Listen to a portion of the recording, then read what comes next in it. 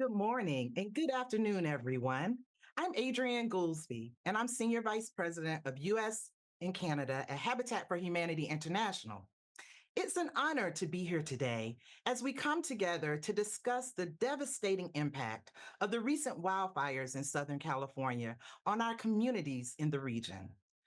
First, I want to thank each of you for taking time out of your busy schedules to join us today. Your presence and engagement means so much to the communities affected by those fires. A special thank you, though, to our panelists, Executive Director of Habitat for Humanity of Greater Los Angeles, Aaron Rank, the Executive Director of San Gabriel Valley Habitat for Humanity, Brian Wong, and Debbie Arakel, who's the Executive Director of Habitat California. Your leadership at this moment in time is critical and crucial.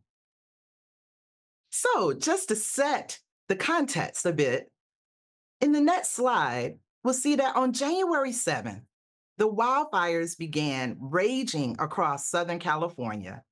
And during the nearly 3 weeks they were active, tragically claimed 29 lives and forced nearly 200,000 people to evacuate their homes. Entire communities were devastated, more than 20,000 structures burned, and countless families are now left wondering, how will they rebuild? The Palisades and Eaton fires were among the most destructive ones, impacting vulnerable populations across the Los Angeles area.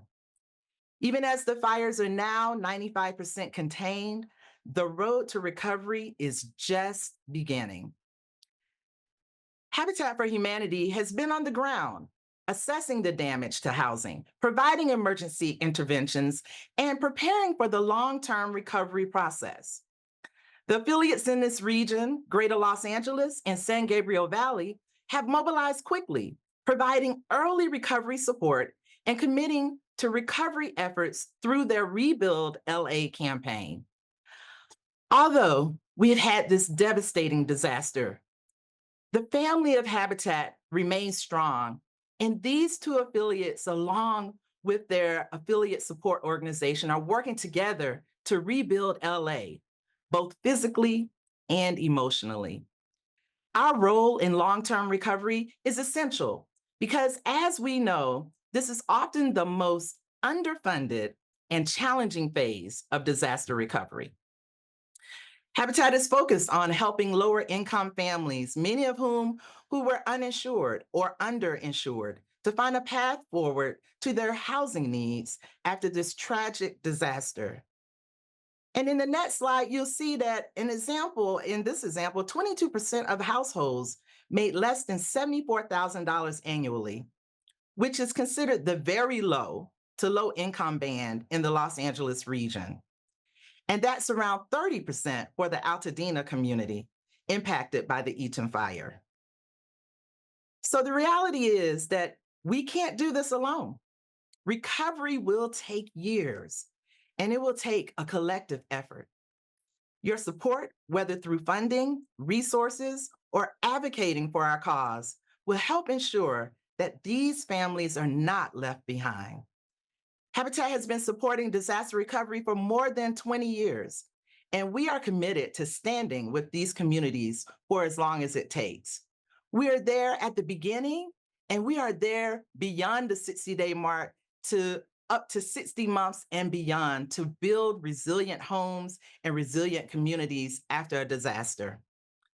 Today, we will hear firsthand from our Habitat leaders in the region about the impact on their communities, about the needs they are seeing, and about how can they all be a part of this situation and this solution. Thank you again for your time. Thank you again for your dedication to this most important work.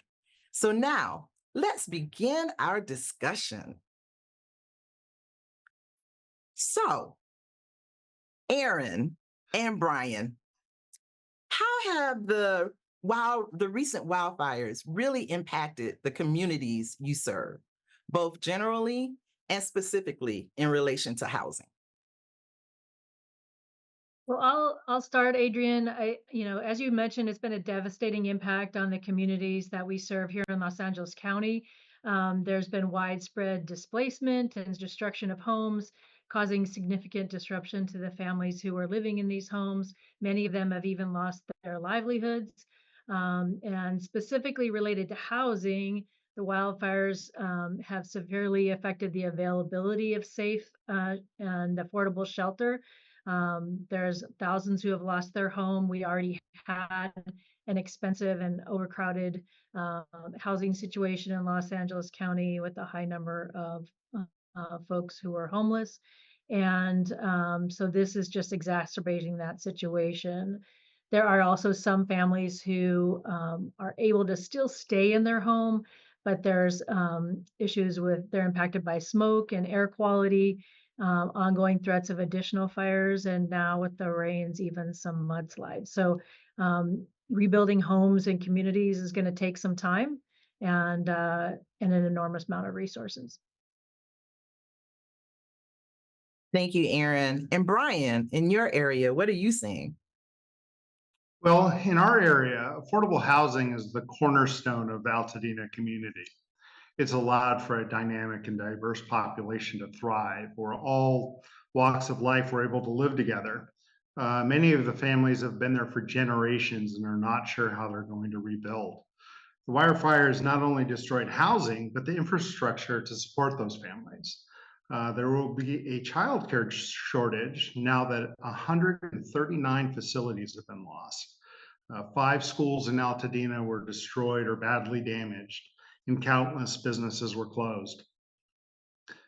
But the cornerstone of every community is its people. And if we can bring back those displaced families, the rest will follow.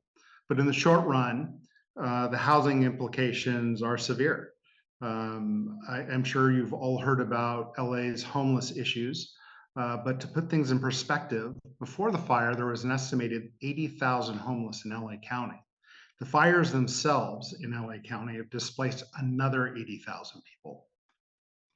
According to the Washington Post, LA County rents jumped overall by 20% in the 2 weeks after the disaster compared to the 2 weeks before. In some areas near Altadena, the rents have increased by over 150%. And as Aaron mentioned, even houses that are standing have substantial damage to them, smoke problems, roof missing. So they're not necessarily inhabitable at this point in time. The short-term housing is yet another problem that needs to be addressed. We need to be creative on how we create these units. It could be that we construct tiny homes or ADUs before the main homes, or use adaptive reuses of other buildings. But we need to execute on some sort of a solution here. And so, I'm going to come back to you. You were talking about some of the community level challenges. You and Aaron highlighted the homeless population, and now we've got an increased number of homeless individuals because they have been displaced due to the fire. What other community level challenges are you seeing in Altadena right now when you were right there in the midst of the response, and also when thinking about long-term recovery? Yeah, a couple things popped to mind. Altadena is a very unique community, but it seems that the one unifying thought throughout the entire area is that they don't want this sense of uniqueness to go away. There's a huge effort to ensure that this sense of community is maintained. So the challenge is, how do we keep that vibe going? There's a lot of conversation on this, and it is at the forefront of rebuilding the city. Another focus we're focused on is the rebuilding.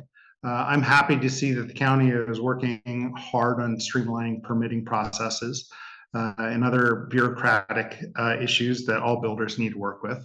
I think that they've learned a lot from the disasters around the country on how to do things better and faster. But of course, not to be a pessimist, but we're always hoping that their actions are going to match what they're saying. The last item I really want to talk about is that our focus is on the preparation of building homes here in the future, a lot of homes. Although we're ready to jump into action, we need to wait till it's safe. The environmental issues are significant in this area. The EPA is out here, the Corps of Engineers is out here. So as badly as we want to make things go, as much as we are ready to get things going, we need to wait till things are safe. Those are just some of the local challenges for us. Thank you, Brian. And so when we think about that, and you're saying we've learned a lot, from how do you manage disasters. When we think about you, Debbie, from the statewide perspective, are there trends that you've seen in the aftermath of wildfire disasters? And how is Habitat positioned to address or mitigate some of those? Thank you, Adrienne.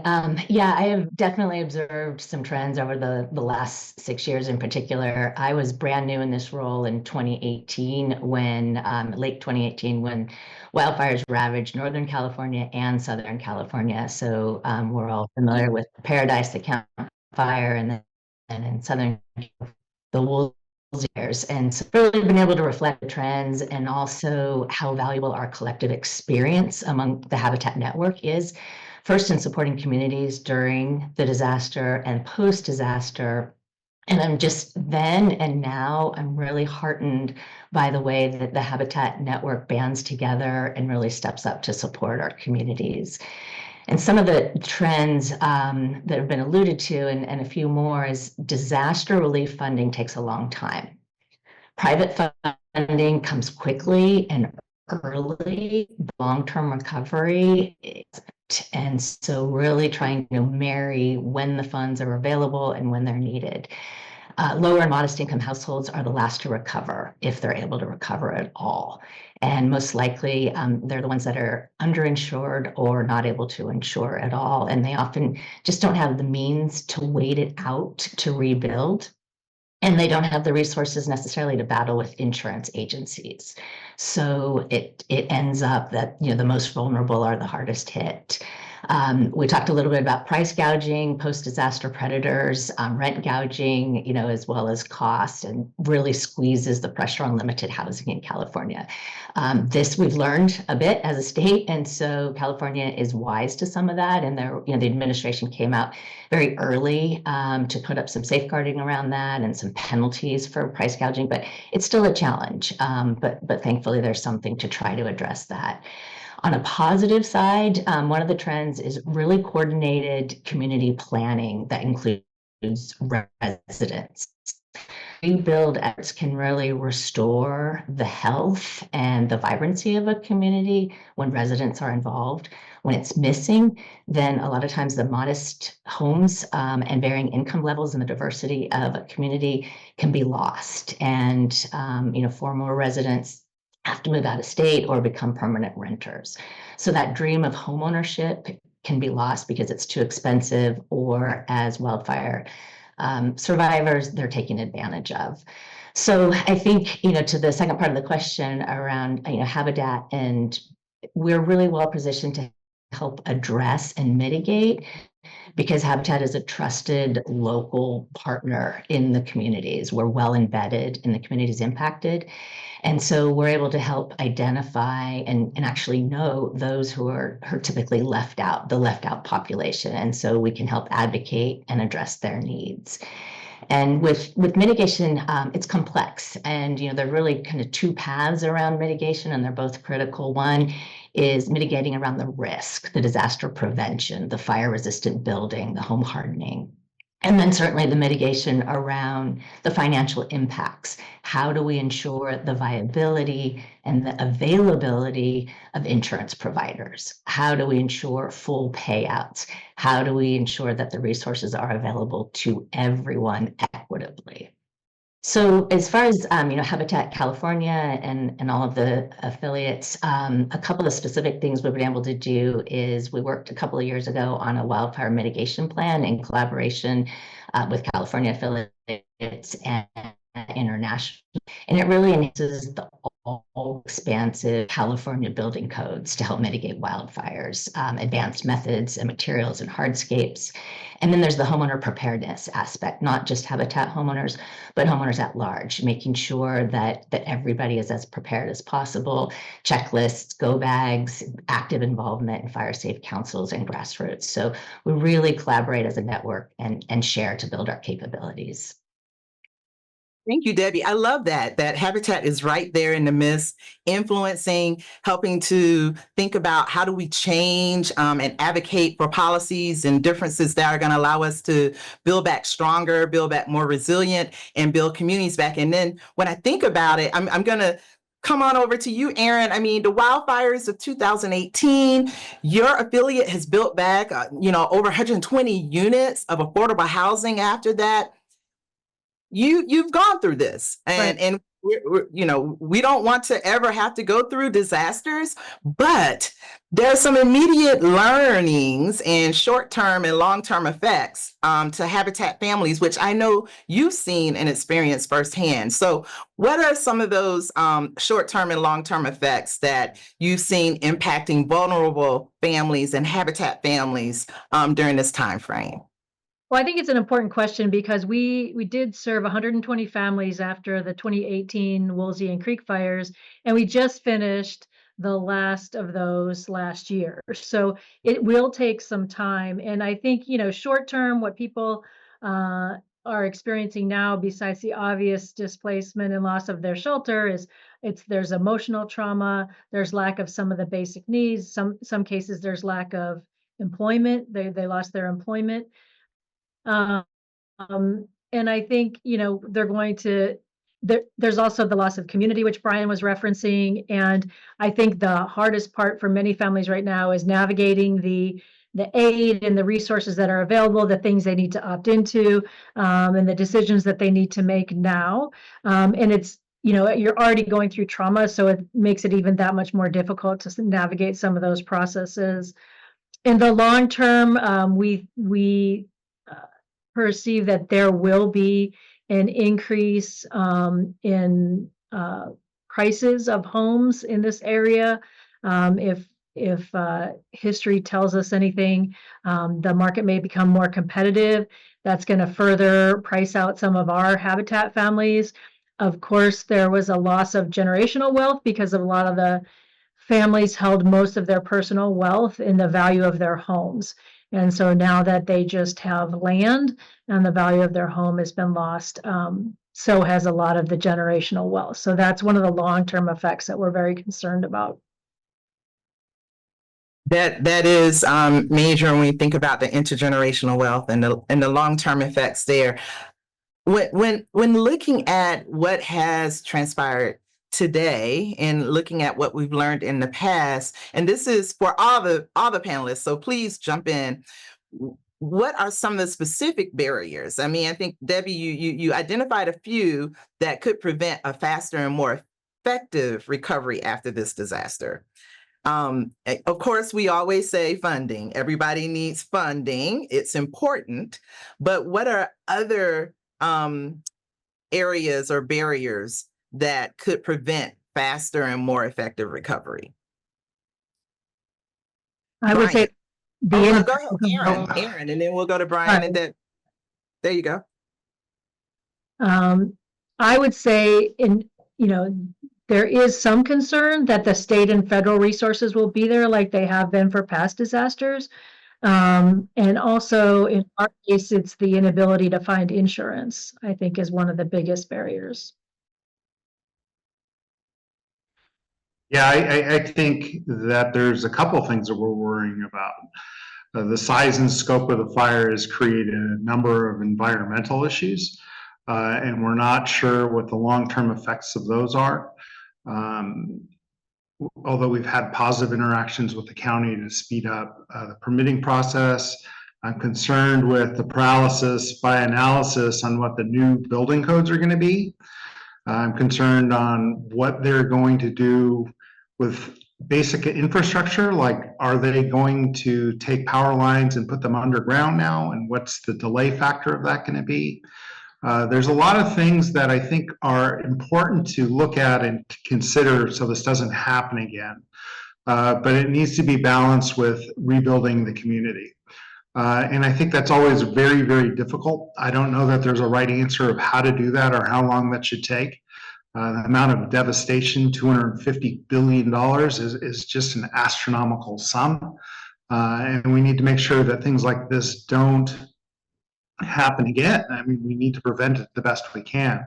Of course, the other concerns are about things like the availability of construction material and skilled labor. What's the inflation cost for these things going to be?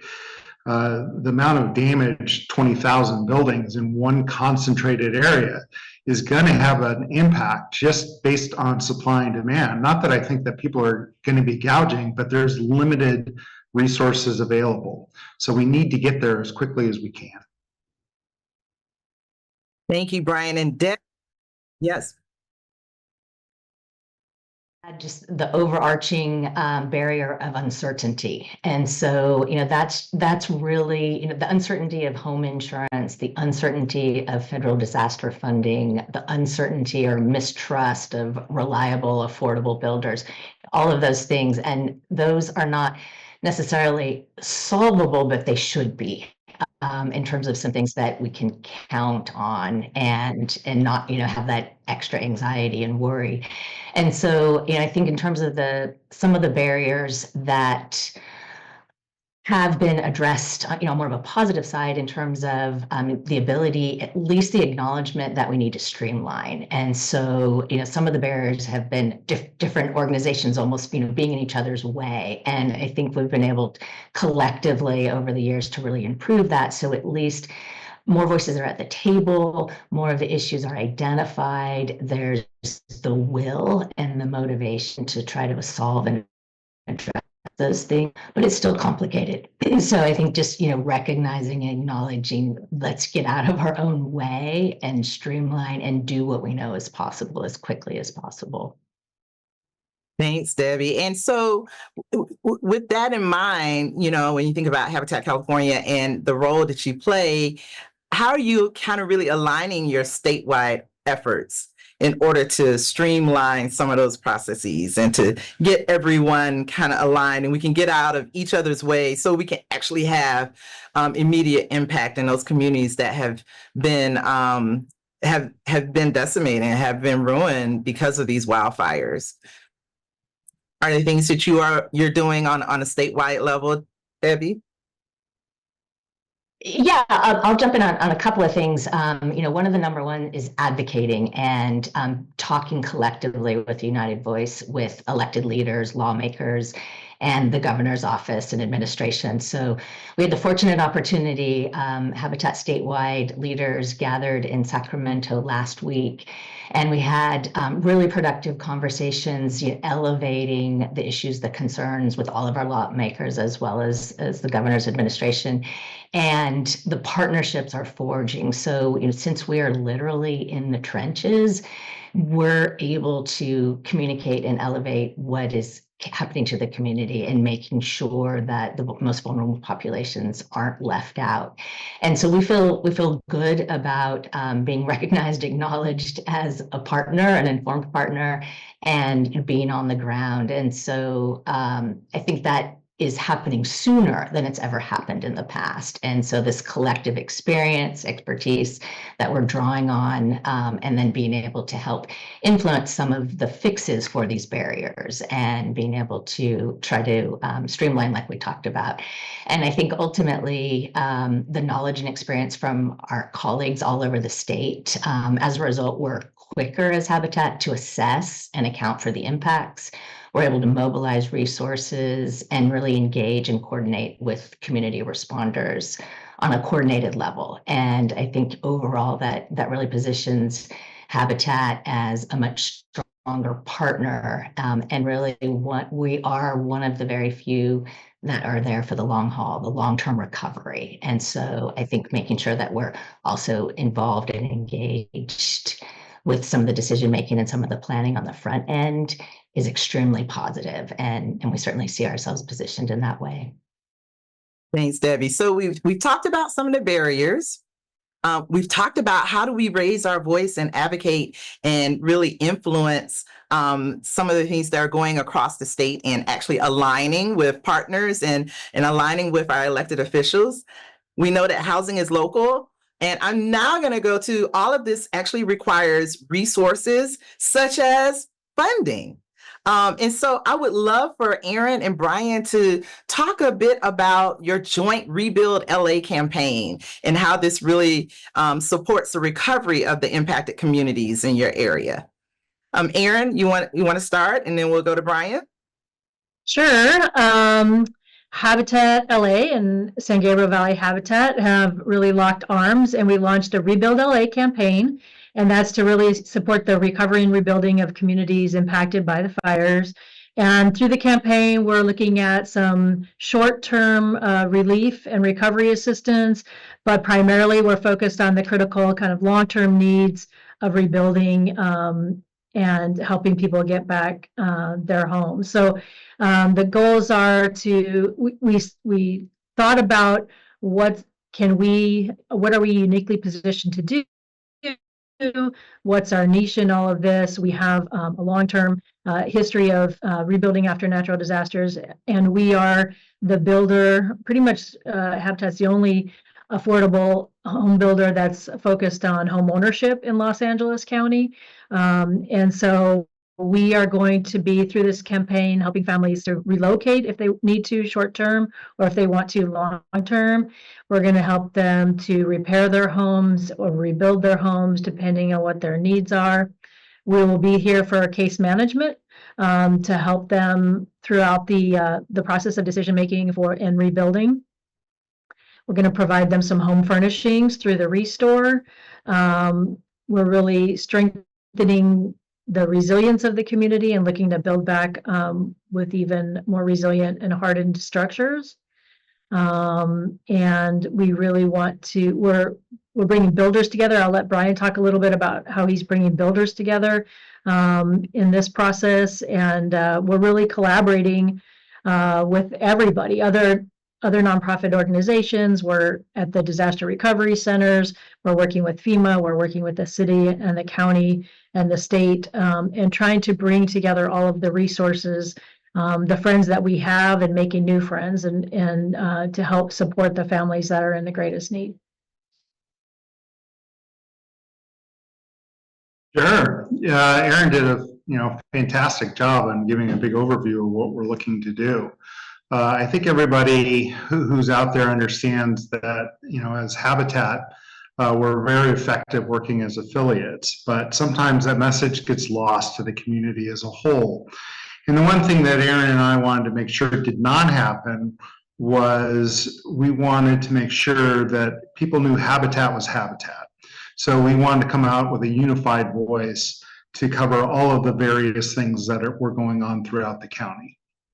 We share a lot of common area as far as county planning and permits and processes.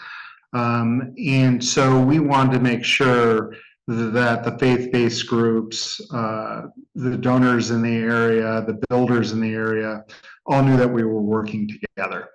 And this is what is, I think is the core of what Habitat is. We're coming together under horrible situations, and we're going to make this thing work. Great, because you know what? We as Habitat, we build resilient communities, and we work together with our partners. We lift our voices, we raise our voices.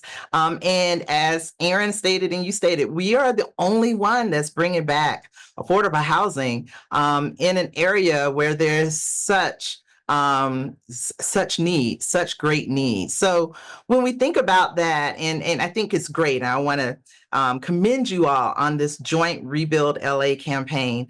When we think about that, are there other critical needs that donors or supporters can help when thinking about supporting the long-term recovery? I always stress the long-term recovery of these communities in addition to funding. And that's for all of the panel. Oh, sure. I can give you my thoughts on that. I mean, I think the most critical need. Of them all, yes. Yeah, I think the most critical need we need to have is continuous involvement. I mean, we're in week 3 of a 10-year project. The minority communities in Altadena were a thriving hub of creativity, and we need to rebuild it. But we know it's going to take a lot of time, and we don't have all of the answers at this point. So the more people can stay involved, the faster we can get this thing done. Aaron was able to find some incredible warehouse space, and now we need to fill it with some building materials. We need all of the supporters out there that have such a strong voice to continue to advocate for us, not just on this one fire, but affordable home ownership in the long run across the country.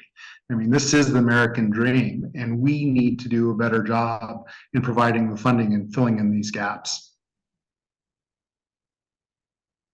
Thank you, Brian. Aaron and then Debbie. Yes, I agree with everything that Brian said, and I would say we're looking for sustained funding. As he said, this is a long-term project, so we will be working on this for years to come. So those ongoing donations and grants and partnerships are going to really be what helps support that long-term work. And we're also looking for some folks who wouldn't mind giving us long-term volunteer, who might be interested in being a long-term volunteer, for someone who might work with us for months or up to a year, to help with casework or leading construction site volunteers and things like that. Great, thank you. Volunteering is always important. And I know everyone's always like, we want to get on the bill site. We know that there's a lot that has to happen before we can get on the bill site, in reference to what's happened with the wildfires. But there are other ways to get engaged. And you're absolutely right, Aaron. And so we always welcome that. Debbie, any additional thoughts or additions to what Brian and Aaron have stated? Thank you. I wholeheartedly agree with everything that they're sharing. And I think a couple of other thoughts around this is some of the skill sets, some of the skilled, building capabilities, engineering. So and we're always really, really heartened by the outpouring of support. And so, sometimes early on that expertise, it's a little more challenging to find the exact need and match that. But in the long term, we really do need that management experience, some of the skilled trades, and so those partnerships. It can be short term or long term, but what helps us really keep the costs down and the ability is by being able to partner with the professionals that have those skills and can bring that to the table, and then also help to supervise some of that, because there are lots of us who want to come out and volunteer, but maybe we don't know what to do. Maybe they don't know exactly what to do. So just having a little bit of expertise to guide that is really, really valuable and lightens, the stretch and some of the capacity issues that we might be facing. And in addition to that, with long-term volunteers, the ability to house them. So, we see this in, all over the nation when folks come out to help and volunteer, where the housing is already constrained. So there's some creative things that are already happening on the ground to look at some abandoned facilities that might be available to house volunteers long-term.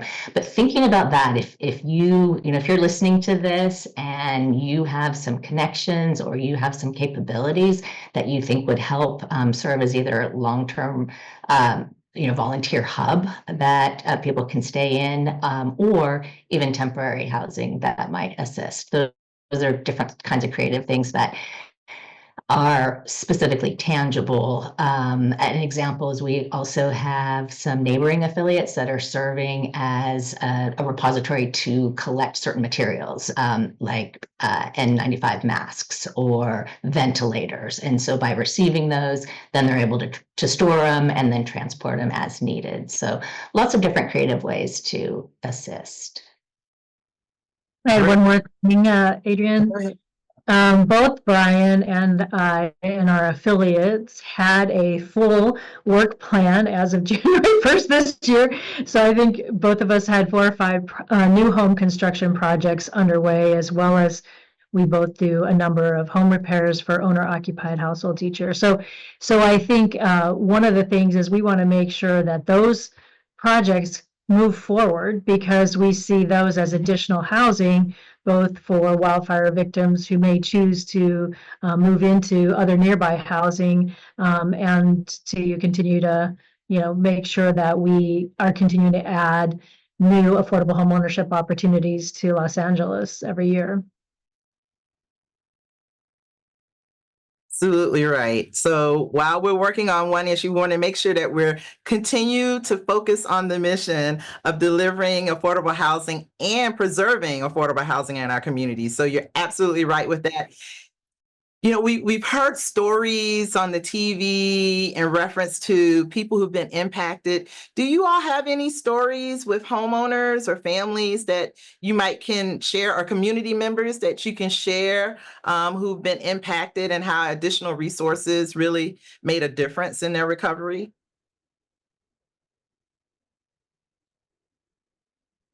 Well, I mean, I can tell you that the immediate impact on Habitat families in Altadena was that 8 homes were lost. One home was just completed only about a year ago. That was for a family of 5. 7 other of the homes were occupied by single women with average ages over 70 years old. Each of them have lived in their homes for over 40 years.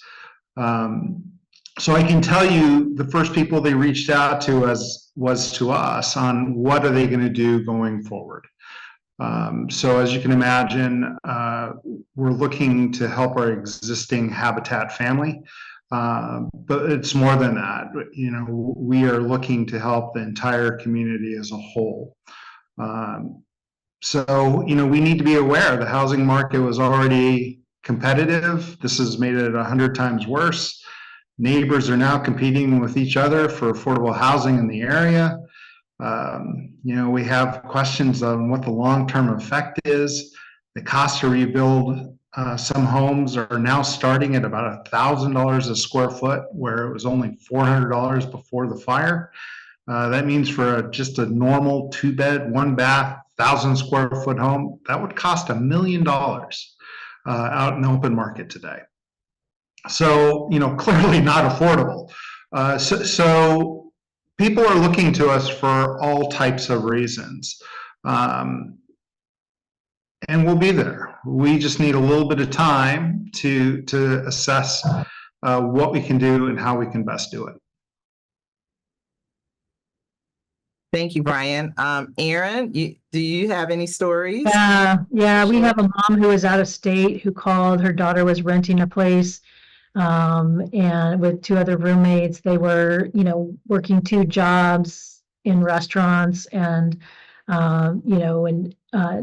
as nail techs and helping as nannies, and they all lost their home and their jobs in one night. And she was out of town and just scrambling to try to find her daughter resources and a place to land. And she got a temporary, hotel room for a couple weeks.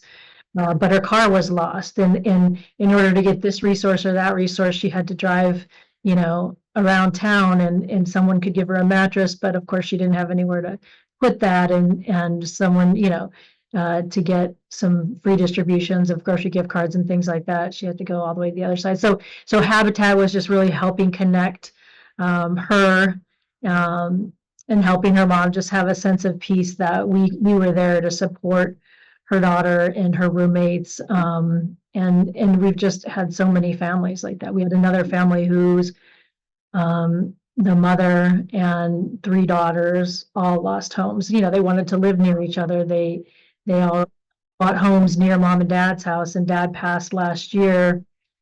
And so the mom was now alone in the family house, but all the girls lived close by with their families, and all of them lost their homes. And so thank God they were able to take dad's ashes and a few things before they had to evacuate, but now they're all sort of in that process of starting at square one. Wow. Thank you. I mean, it's real. It's real, right? And so it's heart-wrenching, but I think one of the silver linings is that you all are in the communities, and you all are there to help families, individuals, get over the hump when we're thinking about this disaster and how to respond and to help them get to their next home, even if it's temporarily. So I want to say I just want to thank you all for being there and standing in the gap. It's really, truly remarkable. I know that it's also very emotional and moving, but also understanding that at the end of the day, there's light in the tunnel, and we're going to get there. And we're going to address this issue, not alone, but in partnership with others. So with that in mind, I did want to leave a little bit of time for questions. And Debbie, I did have one question for you. And you talked about policy advocacy and some of the things that you're doing from a state perspective. Are there any type of other ways that we are raising our voices around wildlife recovery from a state perspective? I think one other specific one, we're working on it already, but is the insurance challenges. So we've been working for the last couple of years in coalition to help identify more solutions, but it just comes down to simply the lack of availability of insurance. It's difficult to even get it, and if you can get it, then it's not affordable. So, it's a well-known challenge, not just in California, but across the U.S. So we are working with the Insurance Commissioner's Office, working in coalition with other organizations to figure out how there can be some other alternatives, because this isn't working. And so we can't just keep calling it a crisis. So that's one specific one, ways to finance in other ways, whether it be self-financing or other bond tools that can help make sure that the resources are there when there is a disaster and for everyone. So that's one of the key examples. And then continuing to be part of the discussions on how we increase the preparedness and manage the costs with that. So California has building codes in terms of learning what is going to be more resilient, and the cost of implementing all of that obviously isn't entirely offset. So looking at being able to manage the costs of that, making sure that homeowners are as educated as possible, and looking at how there can be policies that really embrace that so that it can be available for all communities, not just those who happen to be wealthy enough to adopt the best techniques and maybe have all of the hardscaping. So really trying to the things that we have addressed and we know have a great track record of working, let's make that available for all of our communities in California. Great, thank you. I think that your coordination of all those voices, making sure that we're raising our voices as advocates, that too, you too, as a supporter and a resource and a volunteer, can raise your voice in reference to housing affordability locally, at your statewide and nationally, because there's a shortage across the U.S. and it's definitely a major issue. And when disasters impact us in the way that it has in California, it becomes even more exacerbated. So I'm not going to speak anymore. I'm taking questions from the audience. I have the first question here, and I'm going to actually send this to Aaron and Brian. Brian. And so I don't know if you know the actual percentage, but the question is, what percentage of people who lost their homes say that they will be able to rebuild or actually want to? So I'm presuming it's people you come in contact, because you haven't come in contact with everyone, but in the communities that you serve, I guess guesstimating how many of those individuals that you've been in contact with and families have said, I am going to rebuild. Well, I can tell you, we've talked to a lot of families at this point in time, but probably not as many as you would think. The problem is the people whose houses, the 2,000 houses that were destroyed, they have to continue on with their lives. So they're all over the place. These disasters bring out the very best and the very worst in people. And so they're inundated with scams and calls and vultures trying to swoop in on their homes. So the most critical thing we're doing at this point in time is trying to get them clear information on what can happen in the future. And this is difficult when you're talking about the emotional struggle of losing your home and now trying to figure out what you're going to do. So even the families that have lost homes, they're thinking about it. I mean, they're thinking hard about it. Families that have young kids are thinking, ooh, what's going to happen? Is this environmental thing long-term, short-term? Are the schools going to come back? Is there going to be childcare available? How can we make this happen? I mentioned earlier that we had 7 families, all in their 70s. And yes, they had family helping them in the area, but and Aaron had mentioned this before. I mean, there's clusters of families in tight areas. So they're making decisions. Is this the right spot at the age of 70 to rebuild my house?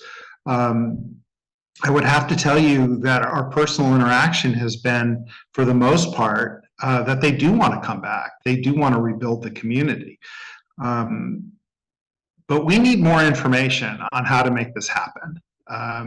We like I said before, we're like in week 3. And there's an emotional aspect that we need to let the dust settle a little bit before pushing people into decisions of what they're going to do. So, we're trying to talk to them. Erin and her crew have done a phenomenal job going to disaster recovery centers and talking to people firsthand as well. I just didn't know, and we've talked about this quite a bit, when is the right time to start pushing to see who's going to rebuild or not. But my initial interactions have all been very positive, that they want to come back and rebuild their communities. So we're ready. Good. Thank you, Brian. And Aaron, what have you kind of heard, just a sense in the pulse in the communities that you serve? I think that's right. Everything that Brian was saying is accurate. We overall, families who have lived in this community for a long time have a very strong affinity to both. I should say both. The Palisades community feels a very strong sense of community and belonging there, and the Altadena community does as well. And most families want to stay. It does depend on where you are, what life stage you're in. If you're in your 70s, 80s, 90s, you may not be up for a rebuilding process. One thing to remember is that most people have never built a home. Most people buy a home already built. So the process of going through building a home is new for these families, and they want to understand what that means. So I think, right now, the immediate reaction is most people just want to get back home. That may change over time, but I think, we'll support whatever decision folks make, and everybody's going to make the right decision for themselves. We just don't want them to make a quick decision because someone's waving a check in front of them and they're a little bit overwhelmed. So that's where Brian and I are really trying to give them the time to think through all their opportunities. Great. And so I'm going to pose this one, I think, to you, Aaron. The second question that we have here is, given the scale in Palisades, how long will it take to just clear the land and confirm infrastructure is sound? Where will all of the debris and wreckage go? Good question. So so phase 1 is when the EPA will come to each house, and they specifically are looking for batteries, contaminants. They'll take away any electric vehicles. They're looking for propane cylinders. So anything that could hurt somebody that is going through things on the site. We don't want anything that will explode, anything that will catch fire. So that part is pretty much, it's been underway since the 10th of January. So it's pretty much closing up. As soon as the EPA releases the house to the Army Corps of Engineers, the Army Corps of Engineers, provided the family is given approval, will go in and clean the site, potentially remove the foundation if the family's agreed to that. They'll take the dirt down about 6 inches, They'll remove all the ash. And they both have designated, for both sites, there's a designated place where they're going to take those contaminants. They remove them from the site in a truck, kind of with all the contaminants in a burrito wrap kind of, container that will make it safe to transport. And then when they're transported, the first two areas where they selected to put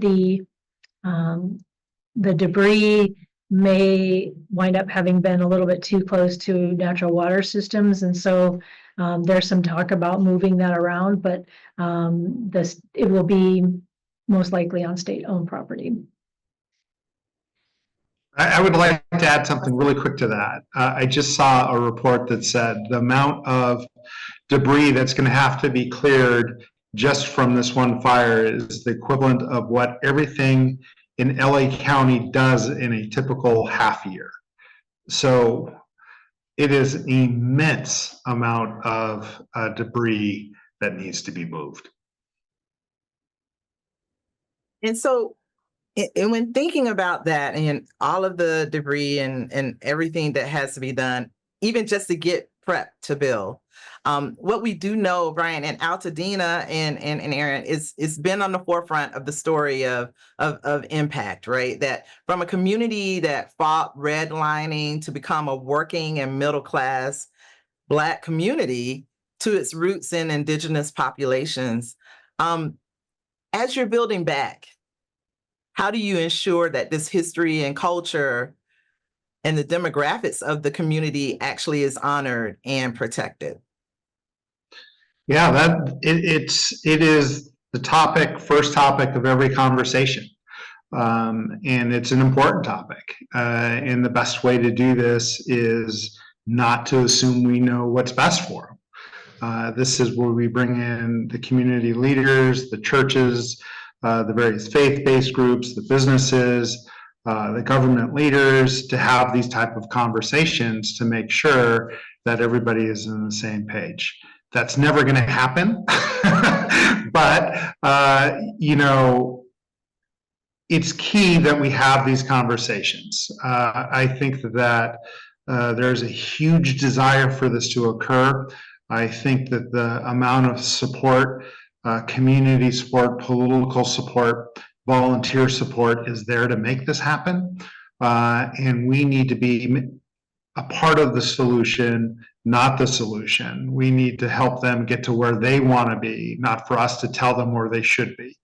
And if we can stay in this lane of doing what we do best, which is providing safe, decent, affordable housing that fits the community and the community needs, I think we'll play our part. Thank you. And I think it's important to keep that in mind. So we've got one more question, and then we're going to wrap up because they are coming in. There's a question around: are you all focused on anything in the short term or long term that's related to mental wellness support to help individuals actually cope with this tragedy? We have a lot of post-traumatic stress. We have a lot of trauma that people are going through. Is there anything that you all are doing or you're partnering with other people in the community to help with the mental wellness and to support families at this time? Well, I'm going to speak for Erin because she did a great job. I mean, her staff put out some information for mental wellness for our staff and for some of our partners as well. I think it is really easy for us to get overwhelmed based on the work that we have, and so even just to take that 1 hour was pretty important for me and for our staff to just take a break and take a step back. Erin, did you want to add to that? Debbie? Yes. Oh, sorry, Adrian. Sorry, I just wanted to jump in, and this is where it's so valuable as a community coalition of responders to work with other organizations and where each has their expertise. And so Habitat gets contacted, all of us, so we're in 42 counties in California. We all get calls and questions about this. And so being able to direct to the resources and organizations that have the best capabilities around wellness or around whatever the specific needs is really valuable. And so that's a way that we can all contribute and connecting, whether it be with the United Way or the Red Cross or other partners at the local level. So I think that has been a great advantage as an active, engaged partner. But Erin, I think, has probably some specifics on this as well. Yeah, I think, it's as far as partnerships, we really are relying on people. I think I said at the top of the hour, we're really relying on people who have expertise in their different niches. We're not able to be everything to everybody, but we have this amazing network of 100 nonprofit organizations that are all working to support each other. And some of them work in the mental health fields. Some of them are immediate responders, and everybody has their skills and talents. So by just knowing who we can lean on for support in different areas, I think has been a great asset. Great.